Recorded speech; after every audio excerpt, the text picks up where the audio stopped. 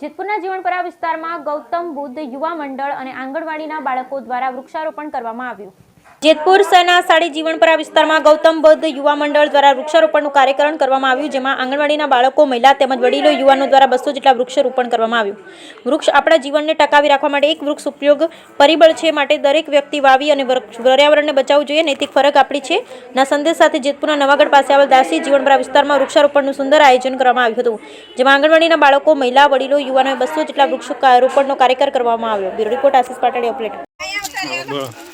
હું ચૌહાણ સંગીતા નરેશભાઈ દાસી જીવણપરા આંગણવાડી કાર્યકર તરીકે ફરજ બજાવું છું।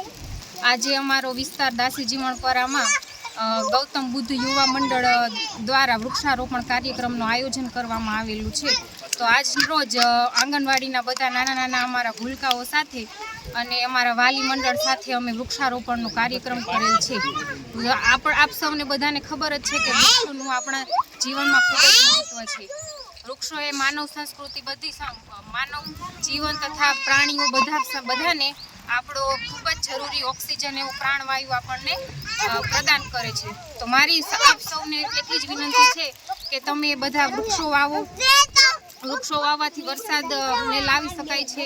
આ વૃક્ષનું આપણા જીવનમાં ખૂબ જ મહત્વ છે। વૃક્ષથી આપણને આપણી જીવન જરૂરી વસ્તુઓ મળે છે, ફળ, ફૂલ, શાકભાજી બધું મળતું હોવાથી આપણે વૃક્ષો કાપવા નહીં એ વિશે ખૂબ જ ધ્યાન રાખવું અને સદંતરે તમે વૃક્ષો વાવતા જાઓ, એ જ મારો ધ્યેય છે।